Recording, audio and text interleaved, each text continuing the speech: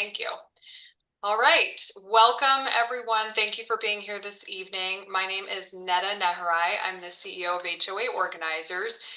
We have put together a panel of experts here tonight to help shed some light on some questions that are on everyone's minds. I also, before I introduce our panelists, I want to introduce some of my team members who are here to help us with your questions and to help us make sure that this evening and this webinar runs smoothly. I will introduce Helen Cook, who is one of our vice presidents at HOA Organizers. We have Shauna Gatlin, who's another vice president with us at HOA Organizers, and Matt Metters, who's our chief operating officer. And then I will start by introducing our panelists. We have Russell Brown. Russell Brown is the CEO of the GB Group, and you all specialize in reconstruction. We have Michael Kennedy with Birding and Weil, and Michael is a partner and brings over 25 years of litigation and specializes in homeowners associations. And last but not least, we have Demetrius Exanthos with Sachs Insurance. He is the principal owner, CEO, all of that with Sachs. And I believe you work in, is it 9 states now or 13? 11. Okay, it's hard to keep track. You're always expanding, but certainly an expert and specialized in homeowners associations. So we have the team for you. I'm going to jump right in. I'm going to be your moderator this evening, and I'm going to jump right in with some questions that I have for our panelists, and we'll get started. So I think the first thing that's on people's minds, especially for anybody who's here tonight who suffered the unthinkable, which is to have lost their homes in this fire, what happens? What do we do now? There's a total loss. Want each of you guys to touch on that from each perspective. Netta, quick question. Yeah. Would you like me to share that website that went up on Saturday? Why don't you do that first, and then we'll dive into this. But yes, Demetrius, and tell us what it is and what sorts of resources are available on it. So on Saturday, the governor and the state launched this website. I'm assuming everyone can see it. www.ca.gov/LA fires. I think the state did a very good job, and I'm going to slowly scroll through here. Real-time information, signing up for alerts, wildfire resources. Now, what they did is they created a bunch of hot links where you can go and apply for FEMA right from this link. So number one, online disasterassistance.gov. Applying online is the easiest, fastest, and most efficient way. Number two is the FEMA app. Number three is a FEMA hotline. Number four is videos. There's for SBA, Small Business Administration. There's disaster recovery centers, locations closest to you. And what they do is they kind of outline, and we're gonna retrace a lot of information so that it sinks in. But here's some of the quick things from an individual standpoint: financial assistance, housing, rental assistance, replacement for damaged homes, legal services, unemployment assistance, and then of course a lot of frequently asked questions. So beyond what we discussed this evening, I think this is a great resource, and I'm glad the state put this up. Okay, thank you, Demetrius. So we'll circle back to that question, which is what happens if there's a total loss? What do we do? And Demetrius, I'll start with you. What do we do from an insurance perspective? Right, so we may have 3 different perspectives on the call. We could have a single family homeowner. We could have a condo owner or a unit owner in a mid-rise, high-rise, or we could have a board member. Depending on the level of devastation to either the unit, the home, or the substructures, the first thing you have to do is contact the agent, as well as make sure that the claims process is underway. In addition to these resources we just shared, and we'll be covering this, but I want to really start sinking in. If your coverage is limited to sublimits or not enough, that is why you want to run a two-pronged approach. You want to file with your insurance carrier and you want to open a FEMA claim. Because what will happen is, depending on if there are any shortfalls in your coverages under any of the three categories we just discussed, single family, unit owner, or an actual condo association, FEMA should be able and hopefully able to step in and cover that shortfall. Yeah. Michael, what are your thoughts here? I just reiterate, open those claims. Do it as soon as possible, immediately. These claims adjusters already are handling hundreds and hundreds of claims, and they're going to be absolutely inundated.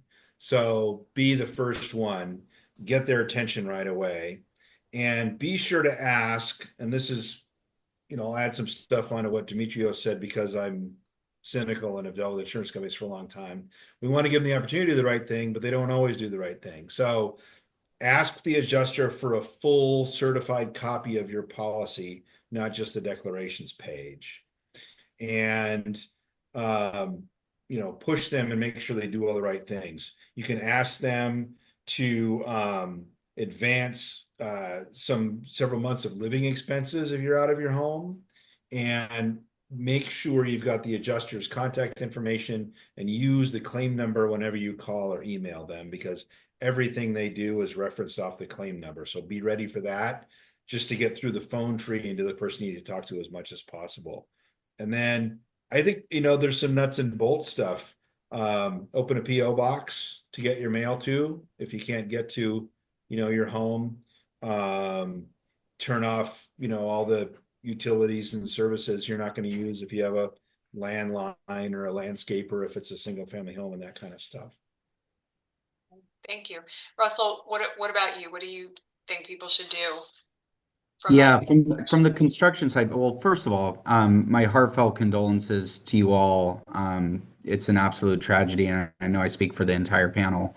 From a construction standpoint, the short answer is that initially this will go as fast as you can get the insurance claim filed and get it moving behind the scenes. There are some proactive things that you can do to speed up the adjustment and settlement process. You can be proactive with getting bids. You can be proactive with going down to the county assessor's office and getting your property revalued so that you're not paying taxes on a structure that doesn't exist or has substantial damage.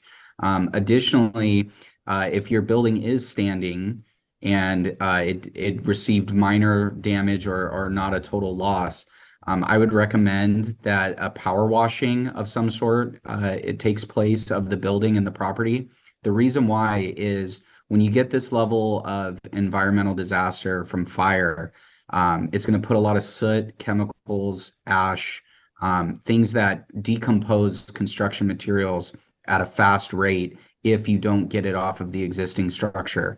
So being proactive with like initiating a power wash or some sort of cleanup, reaching out to, your auto insurance companies if the cars or boats are losses, get those out of there, and be proactive with getting bids organized for the rebuild or repairs to your property. Anything that you can do to help the adjuster move things along is going to be advantageous, and it, in large part, will feel like a free-for-all, but there will be resources available for people that can help move it. So thank you, Russell. But that brings up another question that I think is on everybody's mind, which is, okay, so we didn't have, let's say, a total loss, and I think the majority of people who might be here tonight were either evacuated or they have some soot damage or smoke damage or something along those lines. I'd also like the panel, and we'll start again with Demetrius and go around. Are those covered losses? What do you suggest in those cases? Should people file a claim? The answer is yes, right? So without knowing who has what carrier and what those carriers' coverages are, and if there are any exclusions they were aware or unaware of, I would say that yes, smoke damage, soot, etc. because it's a byproduct of fire, will be covered. The one thing that I want to share is that the reason you've seen insurance companies move to a per unit deductible is because this is what they were concerned about: fire and smoke damage.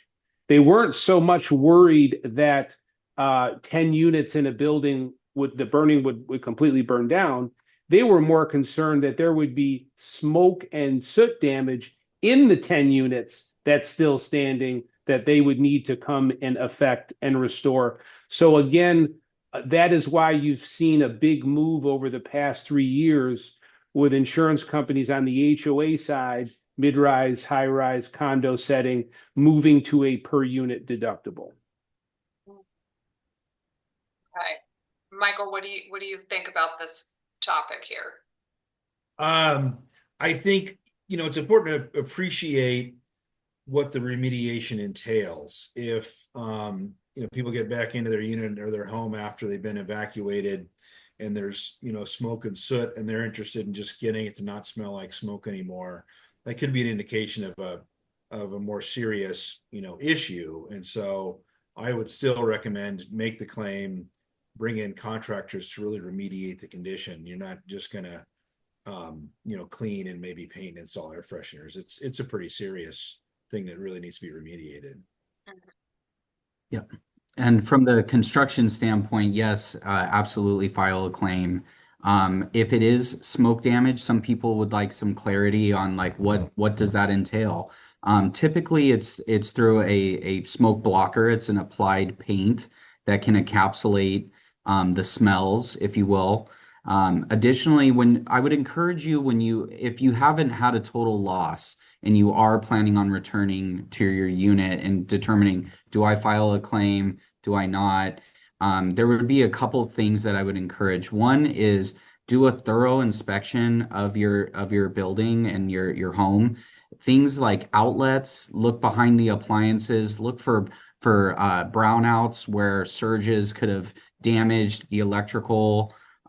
Look at the plumbing, look in all the nooks and crannies. And I would also encourage you to bring a contractor to help you analyze that, because what we saw with the Napa fires, it's really only our only litmus test of something this size recently, is we saw a lot of people that came back to their homes, didn't notice anything initially and delayed on a claim. And then as time went on, things triggered that should have been filed more appropriately. So that would be my encouragement. Do a thorough inspection and work with someone that knows what they're looking for. Yeah, that's a good point. I read an article today just about the microscopic particles that are in the Oh air yeah. from the chemicals that have been released because of the fires and everything that's burned. So Yeah. we I have, mean, that smoke is, from lots of bad stuff that burn, melted plastic and all that. And it's all going to be sucked into the mechanical ventilation systems, the air conditioning and the heating. It's not just, cleaning up a mess. It's a pretty serious remediation. yeah. I'd like to add one more thing. If you are concerned that the air quality in your home is subpar, or even if you want a double check, you can get what's called an air clearance test from an environmental contractor. And what they'll do is they'll set up a test kit within your unit and they'll let it run for 24 hours and they can produce the report within 24 hours. For peace of mind, if you would like to have that double checked, it's typically about $500 to $1,000 depending on the size of the property. That's really helpful. I know there's a lot of people concerned about that.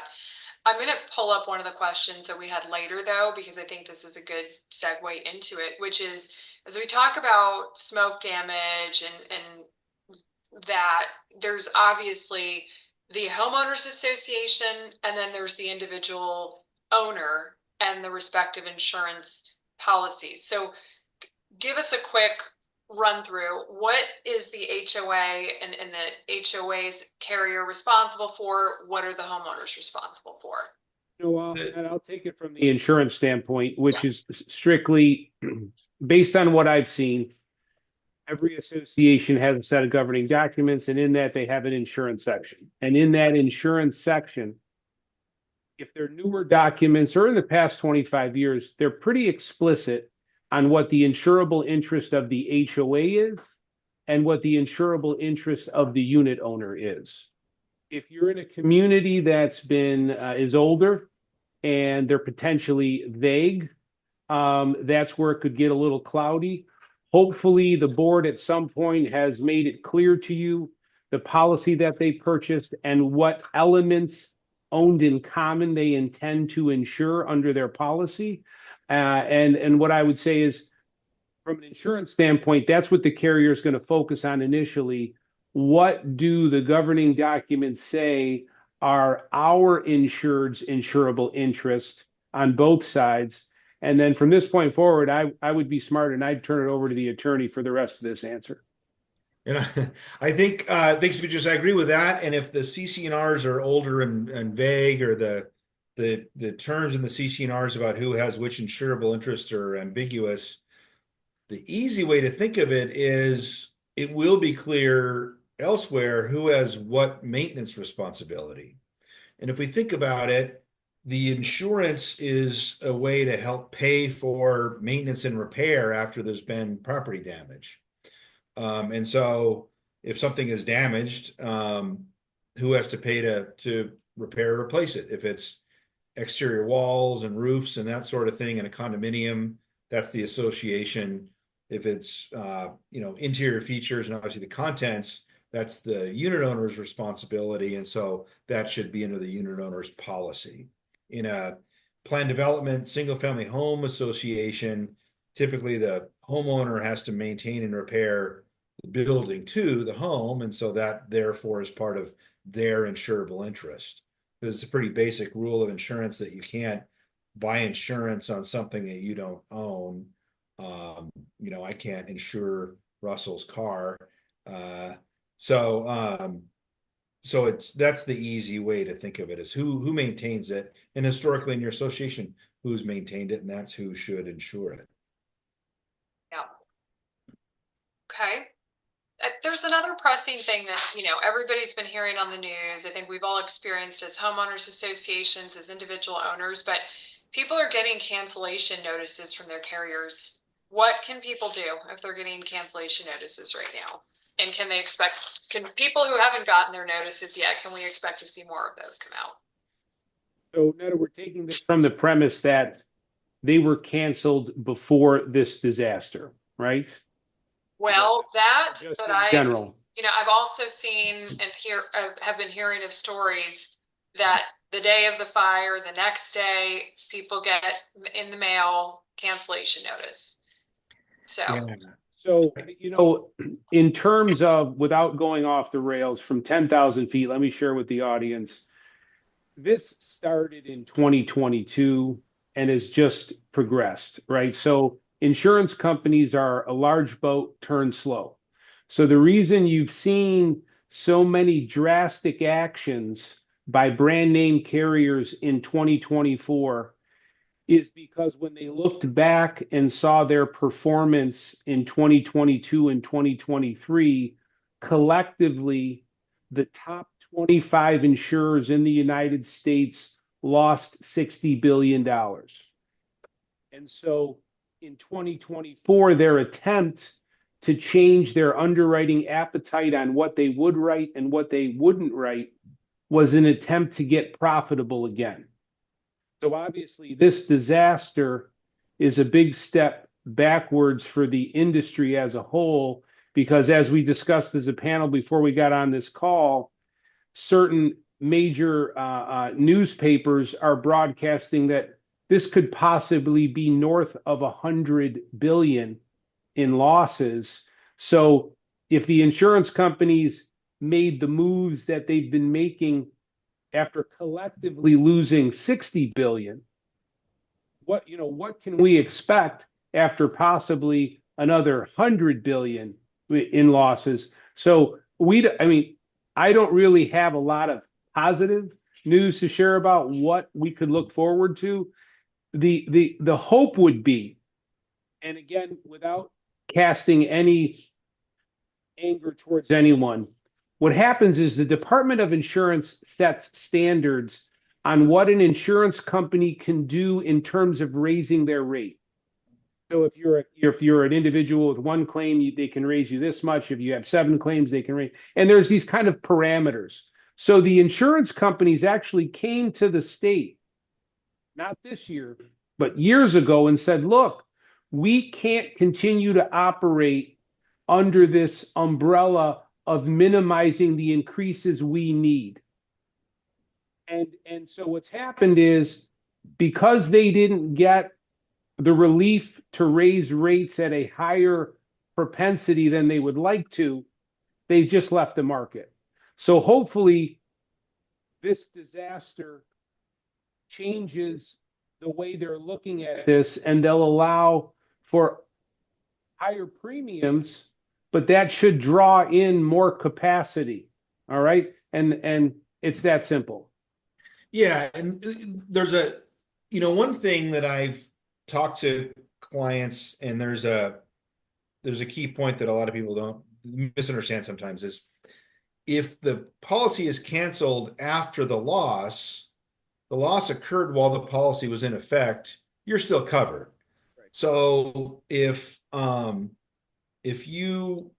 home or your community burned on January 7th or 8th, and you get a cancellation notice next month before it's rebuilt, the policy was in effect at the time of the loss and you're still covered. So keeping the timeline in mind is really, really important. This may be an unlikely scenario, but if an insurance carrier canceled on January 6th and the home or the community burned down on the 7th or 8th, yes, they canceled the policy prior to the loss, but I think under California law, this was the case when I was fighting with insurance companies earlier in my career. If they have not refunded unearned premium to you, the policy is still in effect. They collect your premium, and when they cancel your policy, they have to refund any of the premium they haven't earned yet. And as long as they're holding your money, they're stuck covering you. Michael, So, and as you know, though, there's nobody, there should be no one on this call that received a notice of cancellation a day before it canceled. That's illegal. So right. you would have received the notice at minimum 60 days out. You would have seen it coming. Hopefully Yeah. you would have, right. So just, and I don't think, anyways. The most likely scenarios that I think the people on this call are going to be dealing with is if there was a policy that canceled, last fall that was no longer in effect, that's not going to cover this loss. But if the carrier is, bailing out of California and cancels the policy sometime in the next few months before the project is rebuilt, the policy was in effect on the day of the loss, and it still is going to cover this loss. And what can we expect from the carriers in California moving forward? What can we expect?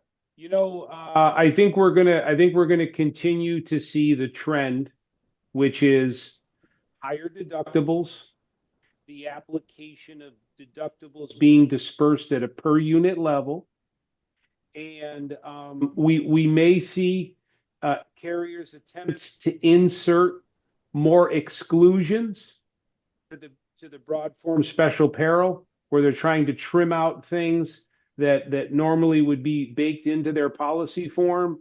As an example, we were seeing a little daylight. All right. So, for example, we've got a large complex in LA that before the market went upside down in 2021 was paying about $165,000 a year. Their premium jumped to about $650,000 a year, and they paid that for 2 years. This year at renewal, we were able to come down to $495,000. All right. So we were actually starting to see a little bit of relief. I had a community in Northern California that was paying $1 million. Their renewal this year was $833,000. Right. So there appeared to be some daylight. What I don't know is, well, what I have an inkling is this loss here is probably going to set us back, because as I speak to the C-level people of the carriers we work with, they were targeting 2027 as a possible return to some normacy, because the carriers would have been able to look back at their performance in 2025 and 2026 and see if these measures that they had taken had begun to correct the ship, right? What we don't know is what carriers are going to have the most burden to carry in the areas that were devastated, right? These reports will come out. Was it Farmers? Was it State Farm? Was it Nationwide? Was it a block of non-admitted carriers in high net worth, high brush areas, and a tremendous amount of syndicate backed by Lloyd's? Like, all of this information will come out. We just don't have it yet. Do we think, sorry, I just thought of a question for Demetrios and Russell. The communities and the homes that burned, as they rebuild, there are construction methods to make them more fireproof, right? We've probably seen on the news the homes, a couple homes in the Palisades that were built out of concrete. Do we expect the choice of building materials and the design to make projects as they're rebuilt more insurable, or to get a break on premium if they have certain fireproofing measures or building materials? Yeah, they typically will adjust based on things that have happened, right? And so what we've seen is an uptick in intumescent paint, which is fireproof paint. It's considered a 2-hour assembly. And for the non-construction jargon people, it basically is the Cadillac of fireproofing a building. And yeah, you will see in the new builds that they will be brought up to code from seismic standpoint, from Title 24, energy efficiency, and you'll see like what we saw in Sonoma and Napa. They required many new construction builds to be sprinkled, which is fire sprinklers within the buildings. So we'll have to wait and see, but there will most likely be encouragement to beef up the infrastructure, if you will. And Russell, this brings up a really good point. Whether you're a single family homeowner or you're on a board of a condo, mid-rise, high-rise, you have elements of your policy, coverage A, the undamaged portion of the building, and then you have B and C, which is demolition and the increased cost of construction due to building code changes. Yes. So this is going to put a spotlight on some of these larger structures that were, let's say, built in the 60s and 70s, maybe even the 50s, that now need to be built to basically, let's call it 2030 code. Okay. Yeah. There's going to be a significant shortfall. Yes, a gap. Coverage for increased cost of construction due to building code. This is where I encourage everyone, and I'm retreading some ground. Any shortfall on your policy, that's why you also want to file a claim with FEMA. They are there hopefully to fill the gaps as to where your policy is falling short. Either didn't have it or not enough coverage in that bucket. So that actually is the segue to the next question I have, which is, what will FEMA cover? How do you file a claim? Can individuals do it for personal property? Is it, HOA exclusive? Is it owner exclusive? Can the HOAs file a claim as an organization? So tell us about FEMA and what we can expect there. I wanted to share this document. Okay. So for those of you on this call who maybe have already filed a FEMA claim and you've received a not approved for assistance letter, do not take that as a do not pass, go to jail. There may be a myriad of reasons why the systemic system generated this not approved decision. So this letter went out, and what it says is, even if you receive something that says not approved, don't stop there. Okay. There's a FEMA hotline, and this documentation will be shared with NETA and HOA organizers and disseminated to those that participated this evening. And what will happen is you will provide these things: the proof of your insurance, the settlement of the claims, the denial, these simple things. And so this will help them to either give you coverage for those things that did not get covered and give you the ability to appeal the decision. So I know this is a lot of information, but this is a great handout that will be disseminated. And if you are someone who did receive already a not approved for assistance letter, please read this and follow the steps that this letter is stating. Now, back to the primary question. And again, we're recovering ground and we want to. If you are someone that had no insurance, maybe you were non-renewed, could not find insurance, and you had no insurance, you are someone who definitely wants to file a claim with FEMA and seek full recovery of not only your premise, your property, your loss of use, your loss of possibly income because you can't work, because you don't have a vehicle to get to work because it's gone. If you're someone who does have insurance, this is where you want to run that parallel track, get what you are supposed to get from your primary insurer, and then hopefully look to recoup everything you can from FEMA that you needed coverage for that you did not have with the primary carrier. And before I keep talking, I'm going to turn it over to Michael. Thanks. I just was gonna agree with all that, and keep in mind that you may have plenty of insurance for one type of coverage and run short on a different type of coverage for the same loss. So still submit the claim. For example, you might have plenty of property damage coverage that's going to rebuild your home or replace the contents of your unit if it's a condominium, but your relocation may run out because it's going to take a couple of years in some instances to clear away all the debris and rebuild these projects. And so if you come up short, even on one coverage, but you're fine somewhere else, still submit the FEMA claim, still, look to them to make up any gaps, not just in the overall big picture. I just wanted to touch on something. Everyone always wants to know, like, what's the timeline once I have my insurance, I've got my building permit, things like that. I wanted to remind everyone that there's going to be two separate projects going on. There's going to be homeowner and entity rebuilding. There's also going to be infrastructure repairs taking place at the same time.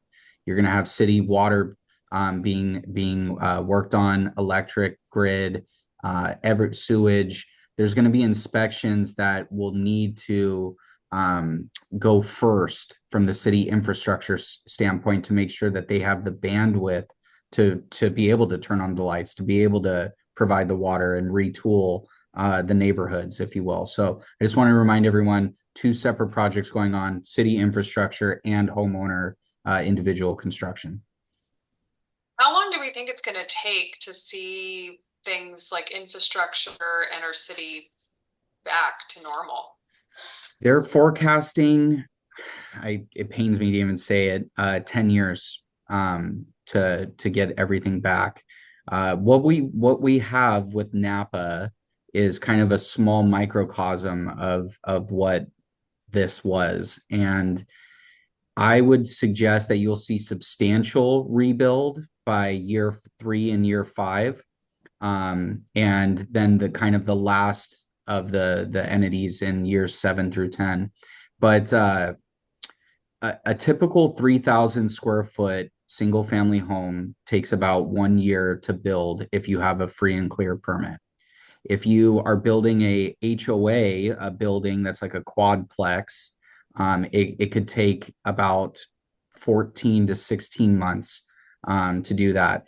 The speed of when your building or your unit will be restored back to normal is the speed that you can get through the insurance claim adjustment process and get a building permit. The building permit, they're still ironing out. There's no methodology in there's no rule book on how to rebuild 12,000 structures in, a very small period of time. It's going to be fluid. We're already hearing that they're tapping other city entities and counties to provide resources. There's also a tremendous amount of pressure to remove red tape, to move these things along so that the bureaucracy of what I deal with on a daily basis with permits, is lessened. So it's a fluid thing. My last encouraging advice would be to stay on top of this as much as you can. I know we're going to have multiple webinars, and I can promise you by the time we meet again, there will be new information, and it's our goal to give that to you. And Russell, sorry, and again, this boils back to be first in line with the claim. Make the Yeah. claim immediately. Yeah. Don't be 500th in line with that adjuster. Yeah. Russell, in that microcosm up in Napa, Yeah. what was the footprint of the public utility replacement? What did that take? Ooh, good question. I know PG&E had a multi-year retool of the infrastructure. They did it in phases and in sections to try to kind of chip away at neighborhoods. Um, I would guess that the city infrastructure and county infrastructure upgrades will be fully live and up and going within 6 to 10 months. And do you think that's going to include that they will now sync all of the power lines and all of the? There's an ugly quote that they don't waste a funeral, and what that means is that they will capitalize on when they get the opportunity to retool for a better route. They will. We saw it with Paradise, in Chico, Northern California. If you remember that horrific event, they began and were forced to push everything into underground. We'll probably see the same thing with the Palisades and Altadena This and is the a good thing adjacent. long term. Absolutely, absolutely. They've learned from mistakes like San Bruno, the gas fire a long time ago, Paradise, Napa, LA, and they always will take something from this and they will adjust. The other thing, just while it's at the top of my head, I just want to get this out there. There's already narrative that the lumber suppliers are raising prices due to demand, and we don't know what that's going to look like. There's a lot of moving parts with material prices right now. But I would encourage you that when you do select a contractor or you do have a repairing agent in mind, that you try to push language for fixed fee with no recourse on materials, or if there is recourse on materials, that it's on a prove it deal, that you have to demonstrate that the lumber quote was X, the same lumber quote 2 months later is Z, and we're responsible for the delta. We have to be fair, but I just want to remind everyone that we are going to watch the materials bounce around, very similar to COVID. That, and I think there was a question that was brought up by one of the guests, but we've been hearing a lot about price gouging, I think specifically with rentals right now, but you just brought up some potential price gouging with construction. What can we expect? How is this going to affect us locally? Is this going to affect us nationally? And also, I mean, I know we don't have real estate experts on tonight, but do you guys have any insights on how this will affect Yeah, the market? there's a couple ways to combat. Look, contractors get a bad name, but not everyone's a bad contractor, but they do exist. And one of the ways to combat that is try to get multiple bids, right? Try to disperse your cast a large net to try to find the middle ground of where things are falling. I will extend that if you would like my company to take a quick look at a quote just to make sure that nothing's out of line, we could probably extend that resource to you. I won't be able to completely vet the bid, but I do want to extend, like, if there's a need for it, I'll get my email out there and I can help check it. But getting multiple bids is a great way of finding the middle ground of what's fair. Russell, and to add to that, if this is a insurance payout, there should be, right, an adjuster assigned. Yeah, It's establishing what the fair value is, and yeah, and hopefully that will be some way to keep the pricing in check. It's obviously not a guarantee. So yeah. The other, There's going to be, or go ahead, Michael. Sorry. I was gonna say, well, the other little piece of good news is, if you're here tonight, you're connected to the HOA industry, Yeah. and the vendors that serve the HOA industry are already the right ones to do that. So in other words, HOA organizers or your management company or whoever's going to be sort of leading the charge to oversee or help with the rebuild and get all the right vendors in place already knows the architects and the contractors and the insurance people and the attorneys, and all the right people are already here. I think it would be a lot harder for a homeowner it's not in an HOA, some of those homes in Altadena and stuff where they have to go sort of find their own architects and contractors. But here it's the same people that are already serving the industry. And so that's kind of a head start in finding the right people that aren't going to rip you off. Yeah, and also check references. I know Yeah. that's a kind of a low-hanging fruit, but a lot of people choose not to do it. And that's always a good litmus test. Don't just check one or two, try to grab, 4 or 5 and try to get an understanding of who you're partnering with. Yeah. And Russell, to that end, we wanted to share with everyone that the California Insurance Commissioner put out a declaration of emergency where he is authorizing non-licensed adjusters to enter the state to assist with the magnitude of demand.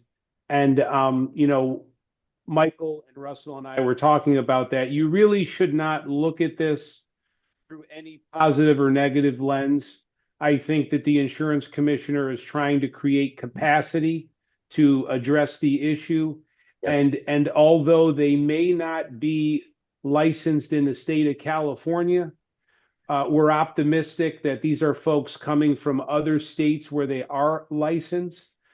We do understand that if you get a licensed adjuster from Western Michigan, they probably don't know the first thing about the Palisades or Altadena. So one of the things that as you get your adjuster assigned, I think it's fair for you to ask if they're an adjuster that normally works the area or if they've been brought in so that you understand who you're working with. And one of the things that is bullet point 1 from the insurance commissioner says is that the work performed by the non-licensed adjuster is under the active direction, control, and charge of a qualified licensed adjuster. So I would encourage you that if question 1 is answered with yes, I've been flown in from Western Michigan, I think question number 2 is, can you please give me the name and contact information of who you're reporting to? Okay. Typically also, if you run into a situation where unforeseen things are discovered from the initial insurance adjuster, there is safety nets for that with what's called supplemental adjustments. Demetrius, maybe you could just touch on that to give people peace of mind that if they don't get it all on the first swing, that there is some levers that they can pull. And I think you've described it. It's called that even if the claim initially gets closed, you can reopen it because, as Michael discussed, these policies are written on an occurrence basis. So as long as the allegation occurred during an active policy period, the carrier is required to address that claim. So again, if you didn't catch it the first time, there's no problem with going back and saying, we've now found another issue emanating from this loss. Right. Netta, Oh, you're on mute, Nita. Sorry. So I know that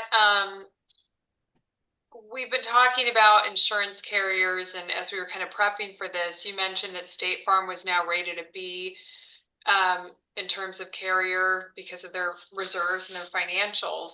Do we expect insurance companies or insurance carriers to have enough money to pay this out? I know people on the FAIR plan, for example, are probably not going to all get their coverage. You mentioned that FEMA also will supplement, but in the case, I mean, do we expect carriers to run out of money? And in that case, is FEMA going to step in and supplement? So I think there's it's a multi-pronged answer. All right. So If you are with a California admitted carrier, that means that that carrier has been paying into the state fund known as SEGA, and they are meeting financial requirements that the state has set. All right. Now, what does that mean? If they should, through the judicial process, be found to be insolvent, then SEGA, which stands for the California Insurance Guarantee Association, will step in and take over the service of that policy. All right. If they are a non-admitted carrier, they are not paying into the state fund, and there is no safety net to their policy form. Now, what you'll find is a lot of non-admitted carriers have a better financial strength than admitted carriers. So there's nothing wrong with being with a non-admitted carrier. You want to focus on their financial strength. In terms of FEMA, again, to what Michael said and to what Russell has said, it doesn't matter whether you fall into any one of these three categories: having insurance, having a non-admitted carrier, not having insurance. Go to that website we showed you earlier, push that link, and file your FEMA claim. Okay. And again, to recover this ground, the intention is that FEMA should pay for those things that your carrier did not pay for, or you did not have the adequate amounts of coverage to pay for, and that will be justified in either the declination letter or the letter from the carrier explaining that you have exhausted your limit, and you would produce that to FEMA as proof as to why they need to kick in and assist. Michael? Yeah, no, I agree. I think that if you take those steps, and the carriers in often cases are reinsured for these losses, and I think that the financial hit the carriers are going to take are likely to be seen more in their future underwriting, and whether they can write new policies and what premium they need to charge and who stays in the market. It's going to affect our clients in these associations, but I think those are where we're going to see the big effects. I know we also had a question earlier on, and we talked about what to expect in the future and increased premiums, and we're expecting to see some major shifts and making it more difficult for homeowners and HOAs in their coverage. But we already, prior to this year, when we were working with our associations on budgeting, we started to budget 2, 3, 4 times what we were seeing in prior years. And our homeowners were already really suffering because of the increased rate of insurance. So we're obviously expecting that. What can we do? What are, from it, especially insurance and attorney?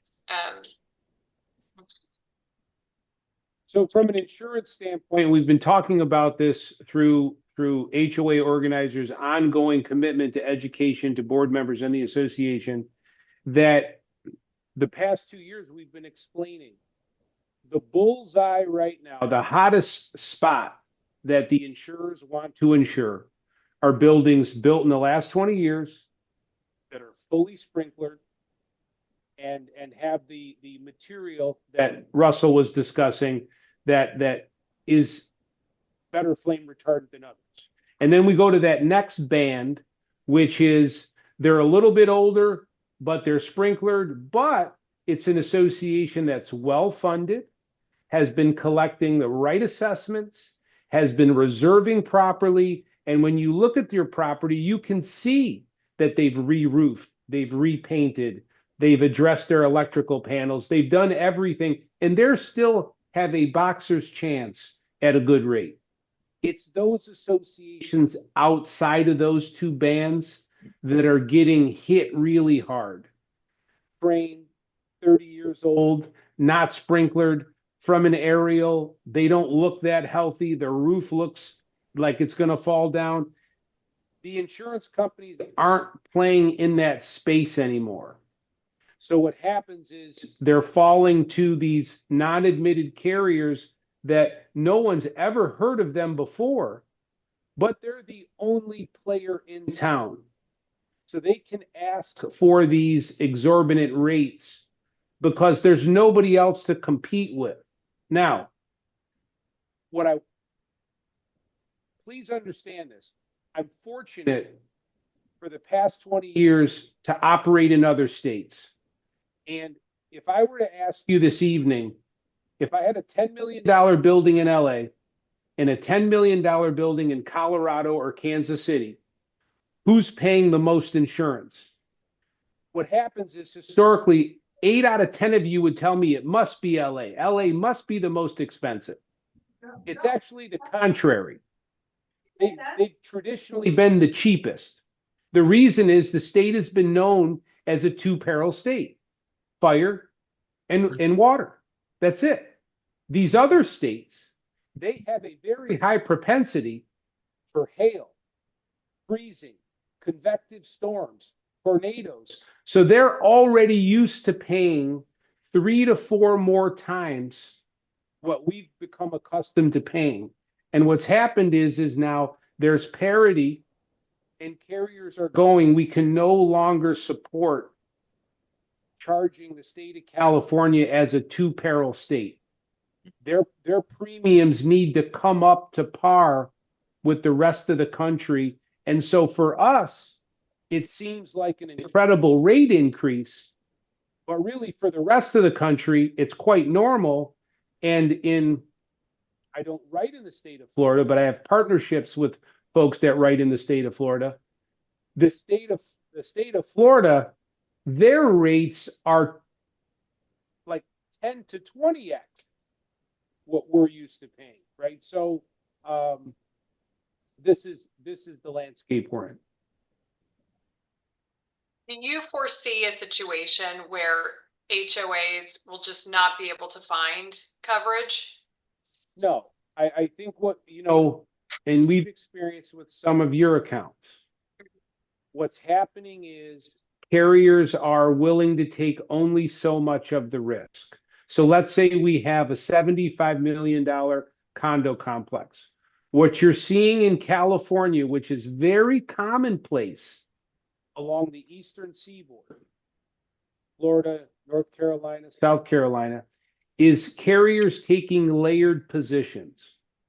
So I think that what if you are on the board of a condo, mid-rise, or high-rise, I think you need to really grapple with it is no longer going to be a single carrier sitting on your entire $80 million exposure.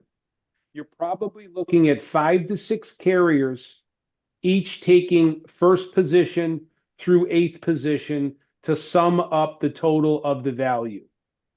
And that's been a trend that's been going for the last 3 years, but it's beginning to accelerate. Okay, now, go ahead. Sorry, I was Mike. going to say, I think the other thing that's very important to do for condominium projects especially is have your attorney look at the insurance requirements in the CC&Rs and what is the association required to insure. I have a client in the Lake Tahoe area whose CC&Rs say they're required to get full replacement value property insurance. And it's a big luxury project in the middle of a forest, and they can't get full value property insurance. So they got as much as they could obtain, and they're in litigation with some homeowners now because they don't have the insurance required by the CC&Rs. And I think that an association really needs to think about amending the CC&Rs if they have that requirement, because what if your CC&Rs require you to get insurance that's impossible to get? And so I think that we've got to be realistic about this and update the governing documents when necessary to reflect the market. That was exactly what I was about to ask is, this layered approach. We know each association's CCNRs really specifies what kind of insurance and what types of coverage the association needs to carry. And what if the association just they cannot obtain that insurance? Yeah, I think you've seen it, and I'm sure Michael has. As associations decide to rewrite, what I'm seeing is almost every rewrite starts off with saying, the board will attempt to purchase insurance, which equals X, Y, and Z. But if they can't, or affordability, that they're giving these boards those off ramps. Am I incorrect, Michael? No, you're exactly right. I mean, generally under California law, the board has discretion to spend association funds in the best interest of the association and has pretty broad discretion about how to spend money and what's the best thing, unless their hands are tied by the governing documents.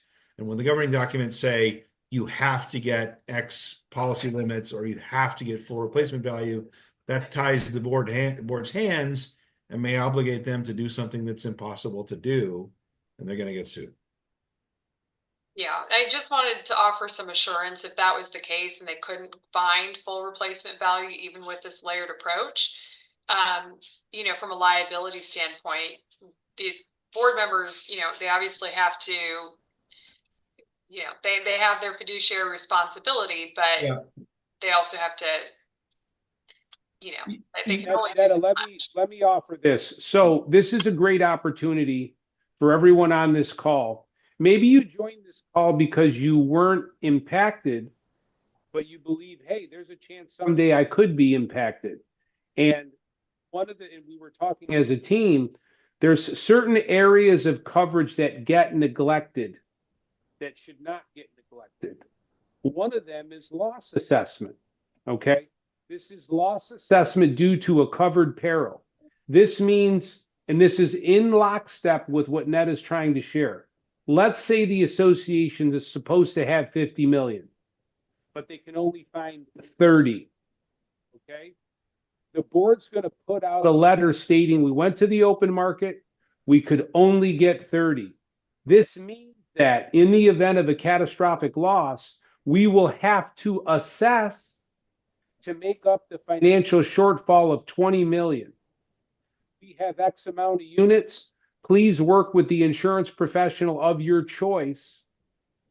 If you want to be protected against being levied this assessment, you can get this coverage. And that's what it's going to take. It's going to take a joint effort between the board, the insurance agent, the management company, the HOA council, because by the way, you want these letters reviewed and approved by HOA council. All right. Yes. I am not an attorney, nor do I ever want to be, but I do love them. So we want HOA council to approve these letters because you're basically, these are matter of fact. Okay. Yeah, it's definitely worth a couple of hours of attorney's fees to make sure that what you're telling the members and the advice you're giving the members is consistent with the governing documents and the law. Absolutely. Mm-hmm. Well, we have a few more minutes for the panel before we want to take some questions from our audience. But we do have some people I know on the call tonight who have either experienced a total loss or have been evacuated, some still evacuated. Do people still have to pay their dues if the building is completely or partially burnt, or if they've been evacuated for an extended period of time? This is a good legal question. Yeah, you do. I mean, my heart goes out to those of you who are in that situation, but the assessments levied by the association have to be paid, and the board doesn't have the power to give you a break on those. So what the board can do is lower them. For example, if the project was a loss, but the association still exists, but there isn't painting and window cleaning and landscaping to be done until the project is rebuilt, the board could decide to lower the assessments, but can't completely cancel them. There are still costs, and maybe the association wants to save up in reserves for future costs anyway, in case insurance proceeds come short for the rebuild. And the association still needs to function. It still has to pay, it's going to have managers and attorneys, and it has functions to perform, even though the building isn't there anymore. And I'm last question for the panel before we go into the Q&A with but this is a pretty robust question for all of you. For anyone who has experienced pretty significant fire damage, when should people start their remediation? When should people start their rebuild? Should they wait for insurance? Should they wait for FEMA? Should they jump in and start? Some people still have evacuation orders that are in effect. Should they wait for those to be lifted? Give us some direction here. What I would say from an insurance standpoint, and this is just the 7 steps of adjusting, the claim has to be tendered. The carrier has to accept the claim and determine that the claim does trigger a covered peril. Okay. Now, in this particular case, I think for most everyone, that peril is fire, and that will be a covered peril. From there, they do give you the ability to begin cleanup. But I really think I would really encourage you not to incur many costs until you have met with the adjuster. As Michael has stated and Russell has stated, hopefully they're a very proactive insurance company, and they're going to front you prepayments to begin the process. And the other part, and Russell alluded to it, we don't know if the state or the federal government's going to cut a deal with one of these large companies to come in and scrape streets and communities back to a buildable lot status, right? So I think clearly there's a sense of urgency. My urgency would be in filing that claim at all levels and opening the channels of communication. I'm not sure I would be rushing to action in terms of rebuild. Yeah, what I've discussed. Exactly. Number one, comply with the evacuation orders. Keep your family safe. Number two, make the claims to the insurance carriers, to FEMA. Get the ball rolling on that. I mentioned, some of the other nuts and bolts stuff. Get a PO box so you can receive mail and that sort of thing. But yeah, clearing the lot, let the city or the county or the federal government or the state, take whatever action they're going to take. It's not a matter of, you're not going to rent a dumpster and clear off your lot. You can certainly start the design process and the permitting process as soon as you have the funding to get that rolling before, you're ready to break ground on your lot. So you can be very proactive, but you don't want to get ahead of yourselves on the things that just going to waste your time and money. Spend your attention on the things that are going to, yield the best benefit for you. And that's right now starting the claims and make sure the carrier has all the information they need to adjust the claim. Yeah, from the from the construction point of view, same as Demetrius and Michael. Get the claim going, get it tendered, get it accepted, and be proactive behind the scenes. Start getting organized with architects. I would also encourage you to maybe look outside of Southern California. California law allows no discrimination if it's a Bay Area architect or if it's an LA architect. I think that the first reaction is everyone's going to gobble up the SoCal local architects and whatnot. I would encourage you to broaden your horizons. There's going to be a lot of people who adapt business models that now service Southern California due to the pure demand. So get the ball rolling, be proactive, meet with architects, meet with general contractors, try to get locked into contracts with timelines as fast as you can that are safe. But to both of their points, slow your roll with the rebuild process. It's much more effective to take your time and tie off all the loose ends before just trying to play whack-a-mole. I need to get my lot cleared. I need to get this done. And it's patience will definitely pay dividends here. Okay. I'm going to go to our first question. We're going to go to Stephen Fink. He's actually in one of the communities that was very heavily affected and experienced losses with us. So I'm going to answer this question live. I'll read it. So we live in a high fire zone at the top of Palisades Drive. The city of LA may change building codes to increase fire code, whereby we have to shift to steel, stud, etc., which makes building code upgrades far more costly than that of our policy cap. Do you think we, as an association, would be able to recover this shortfall through FEMA? Also, should the association itself file a FEMA claim on behalf of the association rather than only individual homeowners? I think last piece, definitely yes. Keeping in mind the association suffered losses and the individual homeowners suffered losses. So the association should definitely open a FEMA claim. And as far as covering the increased costs from the changing building codes and so forth, definitely attempt to recover that through a FEMA claim if your insurance doesn't cover that, because the next route after that is potentially borrowing from reserves or especially assessing the members of the association to get the project rebuilt. Okay. We have another question here. Do contractors need to be registered with FEMA? It's a great question. I don't believe so. FEMA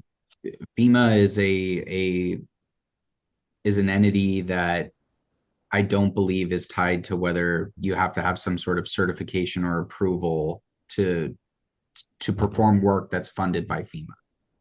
Yeah, I'd expect them to require the contractor to be properly licensed. Yeah, licensed, bonded, insured, Yeah. the standard stuff, but I've never heard anything to the contrary. Okay.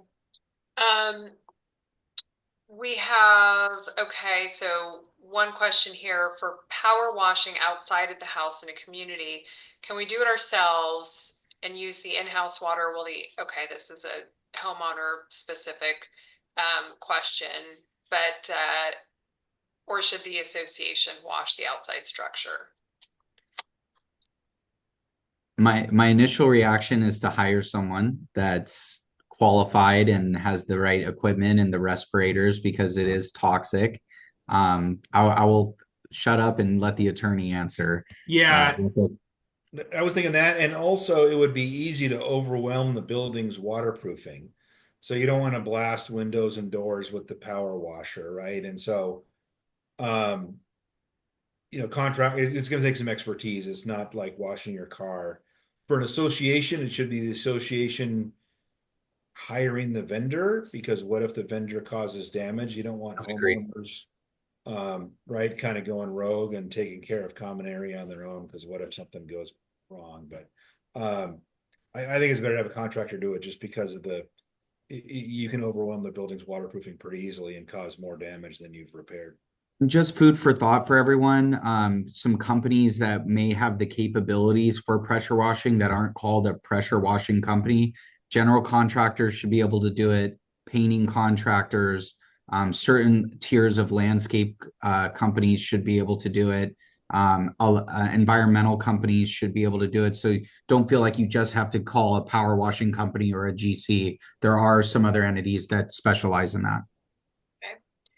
We have a question from Tom Scarillo, and this is for Russell. What is the likelihood that infrastructure and code will be radically upgraded or reimagined by the city and state to prevent this from happening again in terms of fire prevention, water delivery, etc.? It's high. It's high. Most of the laws, just in general, come from specific occurrences of something that they've had to adapt to or forecast and plan for. Simple building permits right now, there's levers of triggers, if you will, that if you exceed a certain amount of repair, that you're required to bring things to code. I would assume that if you are not a total loss and you're less than a 30% loss, that you may not have to do that. You could possibly get through the grandfather clauses that allow you to get that at old building code. It's going to be interesting to see how this shakes out. This is going to hit a bottleneck, and they're going to have to remove red tape to get people back in their homes and on the path to their construction. I think my answer could change in a couple weeks. They could release, more information just as they did with Napa. It's going to be a moving target. I would assume that the probability is high that they will encourage code upgrades. Yeah, the California Building Code's updated every, I think it's 4 years, and we can expect a lot of changes to Mhm. that. And LA County can change their ordinances basically whenever they want to, and we'll probably see Yeah. some revisions in response to this disaster. Heather asks, do you recommend using a public adjuster? From an insurance perspective, again, and I have nothing against the profession, I really don't. What you need to be aware is if you hire an adjuster, they're going to take a percentage as a fee for whatever you get. Now, that percentage can range. So let's say you're able to get $2.2 million from the insurance company, and their fee is 30%. That's a lot of money.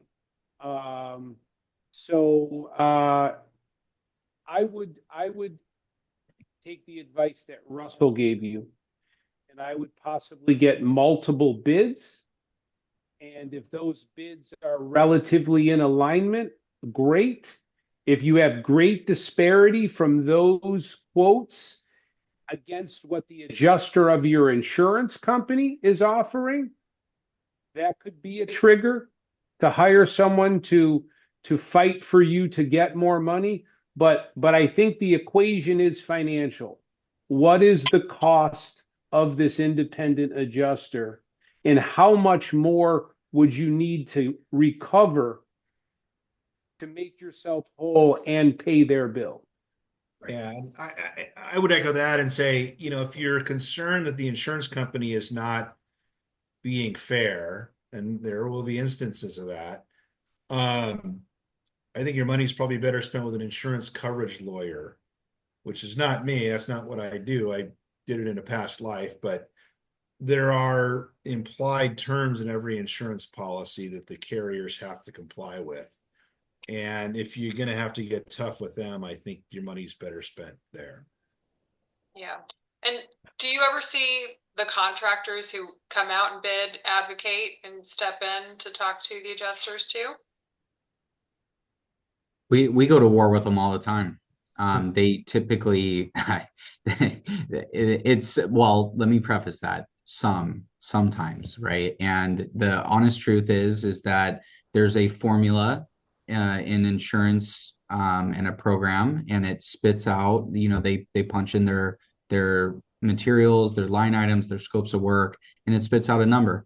And oftentimes there are line items that are not a reflection of what real world costs are. And so how do you combat that? You get quotes. And how do you bolster your position? You have multiple quotes that say, I checked with 3 contractors for this line item, and clearly this is not a fair interpretation of what is actually needed, in which, an adjustment could be made. Yeah, the contractor's bid includes material costs, labor costs, contractor's profit and overhead. There's a bunch of standard line items, That's right. and the insurance company's numbers may be outdated or lower than what's Yeah. reflected in the real world. Okay. We have a question from Monica, who asked, for those who did not have a full loss, is there a dollar threshold that is better to not file a claim and just take care of yourself? Or do you suggest still filing a claim with our carrier no matter what, in case there's future items that are found? It's such a fact specific. It's hard. Everybody's situation is going to be different, and that sounds like a lawyery answer, and I guess it kind of is. But it depends on how big your loss is, and I mean the factors are how big is your loss, how big is your deductible, and how much is it going to affect your premiums in the future. And if you've got, you know, minor couple $1,000s worth of loss that's less than your deductible, it's obviously not worth making a claim. If it's a little bit more than your deductible, but it might impact your premium, it depends. It depends on what all the numbers are.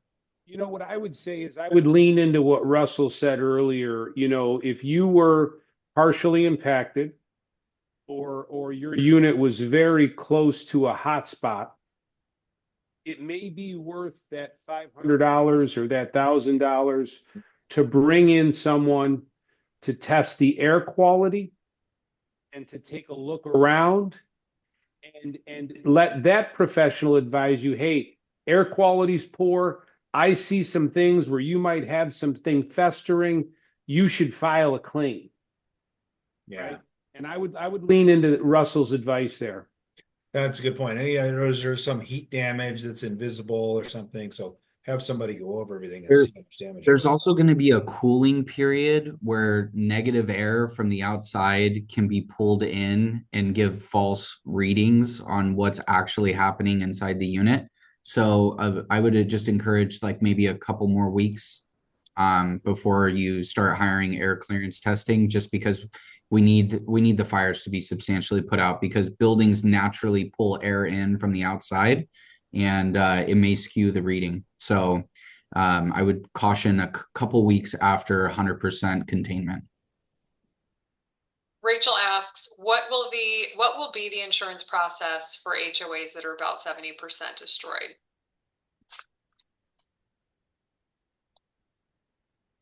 In terms of as they file the claim, so basically the claims process is going to unfold. They're going to file a claim. If it's that large, an adjuster or a team of adjusters might be assigned, and they'll go through the protocol of, as I discussed, was it a covered peril, accepting the claim, looking at the governing documents, what are the insurable interests of the HOA, what elements are owned in common, what will be repairing and replacing, rebuilding. And as I stated earlier, there's something called the undamaged portion of the building. So even though 70% has been impacted, there could be a building or two that in order to properly rebuild that building, what appears to be undamaged needs to come down to properly rebuild that sixplex or that eightplex. Okay. And this is going to be a long, arduous process where that is the initial phases: tendering the claim, carrier accepting, adjusters being signed, investigation. What is their primary? What do they need to rebuild, repair, replace for their insured? And away we go. Yeah, we had situations like that. We had some clients in Maui last year where some of the buildings, but not all the buildings, were lost in the fires. And so it's a little more complicated because you've got to check, what's the extent of the smoke and soot damage in the apparently undamaged buildings, and what's the infrastructure for the association like. Are those other buildings truly inhabitable? Do you have the requisite methods of egress and all that kind of stuff? So there's a lot of complicated things to assess if only part of the project was lost. Jose asks, what about public works? If it's government funded by FEMA, do we need a public works license? I'm assuming like public utilities. Kind of a little bit missing a little bit of information to answer that, but there may be public works approvals within the permits that would be required. Jose, if you can hear me, go ahead and throw a little bit more description in your question, and I'll see if I or one of us can try to give a little more light on it.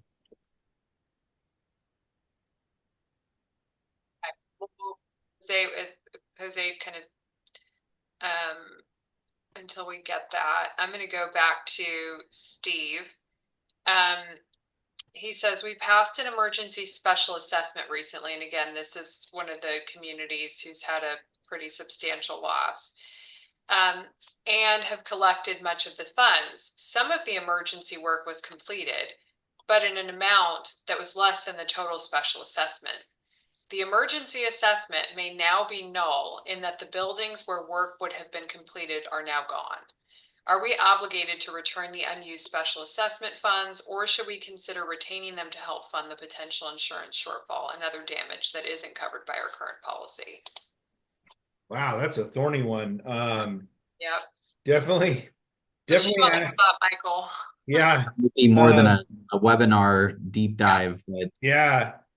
Definitely get an opinion letter from the association's council for whatever you do, because we're off the beaten track here, right? This is uncharted territory. Um, I might tell a client that it's best to save. First, let's look at the resolution from when you passed the special assessment, because you had to adopt a resolution. Let's see exactly what it says. Um, and if the board wants to take the leftover funds and put them in reserves or an escrow account or something and save them towards future reconstruction, that's great. That's not exactly what the resolution said, probably. And even though the CCNRs don't require it, it's probably the best practice to at least have a town hall with all the membership and say, here's what we're thinking about doing with this money. Um, and and take the membership's temperature on that. I think there are a lot of instances, and a lot of them are going to come up now after the fires, where the board isn't required to go to the membership and get the membership's input. There's a lot of things that are just a board decision, but it's still a good idea to let the membership speak and kind of take the membership's temperature before making the decision. And this is somewhere where I would definitely do that. But 100% get your association's council to write an opinion letter about what your options are. Yeah. I mean, I feel like this is one of those situations where there's probably multiple approaches and multiple opinions that you could obtain. So to Michael's point, you're going to need, your attorney to back that. I imagine in this case, there might be future emergency special assessments as a result of this. And so do you return the money and then go back and emergency assess people, or do you say, okay, we're going to keep the money and then here's the emergency assessment less the balance of what we kept? There's probably different angles there that really need to be Yeah. considered and discussed. But I mean, certainly don't spend it. We'll put it that way. Don't spend it Yeah. on anything that wasn't earmarked for what it was intended for. Yeah. And treat all the members the same. So we can't say, on your building, we repaired it before it burned, so sorry, we can't refund to you. But you over there, we hadn't done the work on your building yet, so we can refund your money. And now you've refunded some of the special assessments, but not all of them. You still have to treat all the members the same. But it's just you're in uncharted territory, so One. be Yeah. aware of that. So Justin says, am I correct that FEMA can cover wind damage as our area is considered a state or federal disaster, even if we aren't in direct fire areas? Loss? What was that? Did they sustain loss? I imagine the way that I'm interpreting it is that they had some loss as a result of wind, but not fire. I would assume that FEMA has identified an area that qualifies as part of the relief fund. And I would assume that if you had the wind, that you were within that area. I would just echo what we've been saying since this started. There's no downside Yeah. clicking that And link try. and filing a claim. Zero. Yeah. Yeah. If you file a claim and they don't think it's covered, there's no penalty. So, if you don't ask, the answer is no. Thomas Hernandez asked a question regarding county permits, or made a general comment about county permits, but I'll kind of expound on his question a little bit to say, have there been any changes or any laws or concessions made by the state or on a local level to help expedite the permitting process or make this rebuild any easier for people? In progress. They're just getting their arms wrapped around this right now. I know that other building departments have been tapped to provide resources, and there's a lot of pressure to remove red tape. So it goes back to my comment earlier. We're going to have to watch this closely to see how they're going to navigate the permit process. Yeah, I bet there'll be some streamlining. I don't think there have been any permits pulled for anything yet, but I bet there'll be some streamlining. Oh, for sure. Justin clarified his question on the wind damage in FEMA. He said that they had roof damage from the winds. I would still file. Yeah. And then Jose clarified his question on the public works. He said one of the critical paths to clear the public right away is to begin removing the debris from the streets for access and egress. Because this is happening on public land right away and government funded by FEMA, would contractors be required to hold a license? Yeah, they won't need anything related to the roads, the power, the sewage. That's all going to be handled through the city jurisdictions, primarily. They are going to be the first in the pecking order of what gets repaired, because you got to have a road to get to these areas. You got to have water. You got to have all these necessary resources. So, to answer your question, anything related to road, sewage, power, water, that will most likely be handled by the city to start. And then once you're dealing with your property specifically, you won't need to have a public works specialist to do the repairs. And that kind of goes back to what we said earlier, is what you can do now is start your insurance claims, start your FEMA claims, start to engage designers and contractors, Right. but let the governmental agencies clear the streets and stuff first before you worry about prepping the lot. That's right. Especially for the total loss group. Yeah. Yep. And Joanne asks what is the best way to do an inventory of internal personal possessions in case of a fire? How is it best to do that to recover losses? There's the best way, it's tedious, is to take photographs and catalog, right? So you've got a leather sofa, you take a picture of the leather sofa, and you identify the replacement cost of it, build out a spreadsheet along with photographs. That's really the best way. Create some sort of booklet, electronic booklet, something that catalogs everything you have. Yeah, and just whatever source you can put together. We don't all keep receipts from the stuff furniture we bought, but even family photos with, furniture and the TV and the stereo system in the background, whatever source you have. And if you can't itemize all of the exact units, you can at least categorize them, but, back that up as best you can with whatever's available. Okay.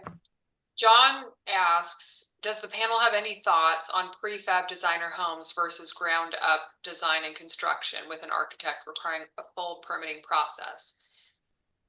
Like a spec home?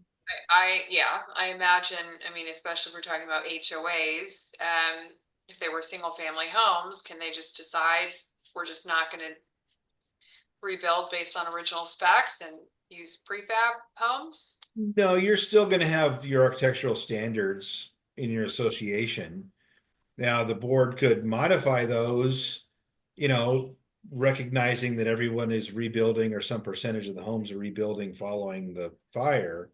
But whatever you build is still going to have to comply with the association's architectural standards and the governing documents and stuff. As far as the benefits of, prefab homes compared to built on site homes, or Russell, you probably have opinions too, but again, if it's in an HOA, you're going to have to comply with those standards first.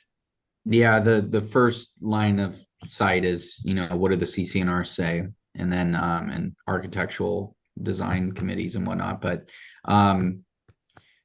the benefit of a spec home is the speed that you can get a set of plans to a contractor and to the building department. That's the upside. They build at relatively the same speed. Monica asked, I think you covered this earlier in the webinar, Russell, but she wanted to know what type of contractor should we look at to complete an assessment on the condition of the unit before determining if we file a claim or not. She heard the suggestion to wait a few weeks for the air to settle, but didn't catch what type of contractor. Yeah, for the air clearances, it's an environmental contractor, and the or a restoration contractor will most likely have a resource with in-house to provide this. And then when you're going through the repairs or the rebuild, you should use a General B licensed contractor, general contractor.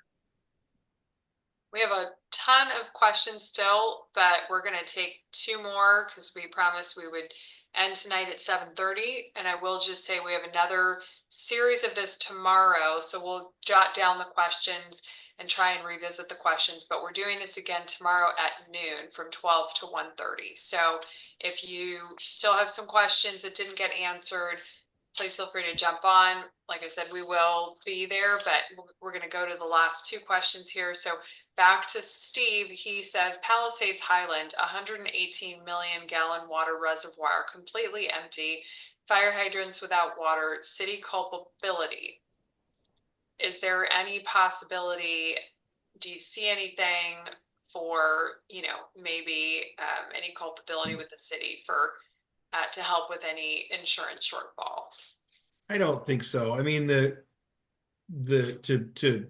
go after the city or governmental agency, there's some pretty high hurdles. And I think the reality is, I know there's a lot of discussion of this in the news, but those systems aren't designed to have, the whole system engaged all at the same time. Right. So you can't discharge all the all the fire hydrants at once because you won't have enough pressure to charge everything. And that's what happened. I also spoke to a fire captain in SoCal, and he alluded to it was a pressure thing from heavy usage. Okay. Rachel asks for interior items, clothes, sofa, etc., of our unit that wasn't destroyed but was next door to destroyed buildings. How does insurance factor in smoke and chemicals to make the item unusable? Who and how do they decide that something is unusable?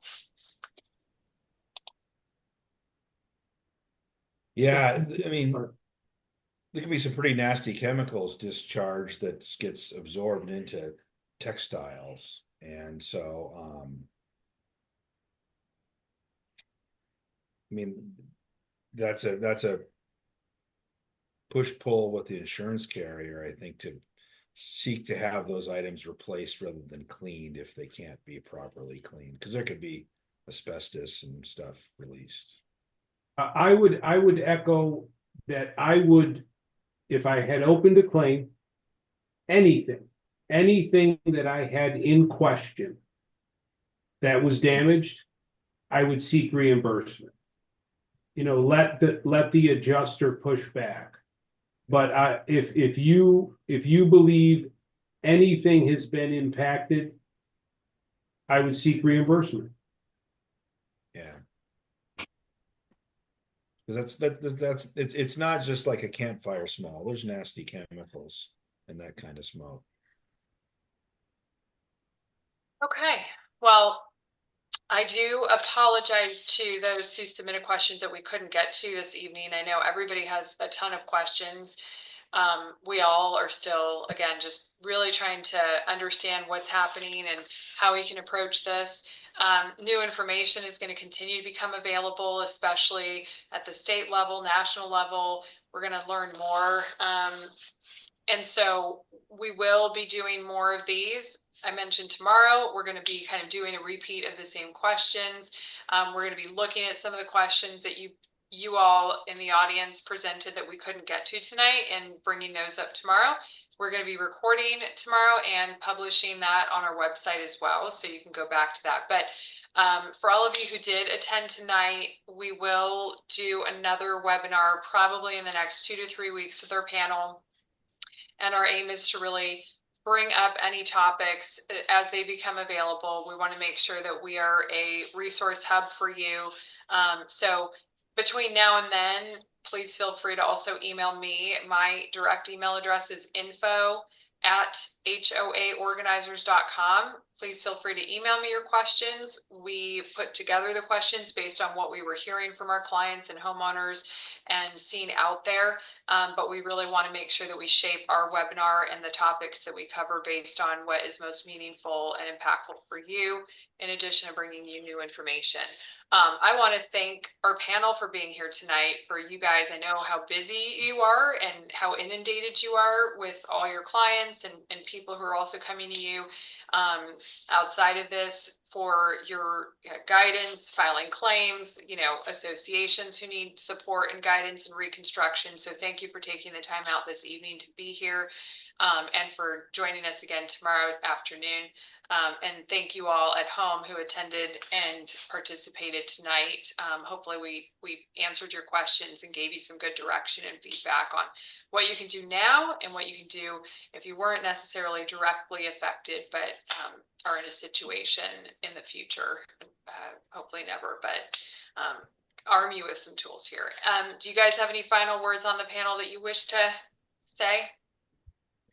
Sorry for your losses for those of you that lost your homes in this tragedy. And Netta, thanks for including me and for letting me be of service to your clients. This is a good source of information, hopefully, for everybody, and I'd be happy to participate again. Thank you, Michael. I would just reiterate that I'm sure Netta's team is going to share that website that the governor launched on Saturday, as well as I will share those two documents that I shared, one having to do with FEMA with all the numbers, as well as the other having to do with the insurance commissioner allowing unlicensed adjusters into the state, so you can have it. Thank you, Demetrius.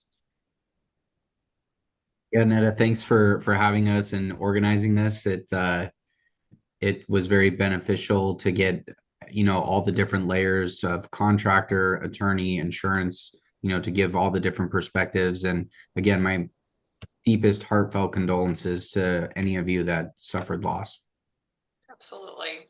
Yeah, it's been heartbreaking. And, whether we were directly affected or not, to those who've been directly affected and lost your homes, we feel for you, and we're scrambling to come up with ways that we can support you. And but we all really, our team, I know everybody in the industry is just doing all that we can to find ways to help and support. And at the very least, just know that we're here and thinking of you, and you're in our prayers and our thoughts. And we, just really want to know how we can best support you. So thank you guys. And hopefully we've stopped any further losses. And that's what we're all praying for, is that these winds can die down and we can, take a step back and assess our damage and come together as a community and start to work towards healing and rebuilding. So appreciate everybody. Thank you guys. Thank you. Good night. Thank you. Good night.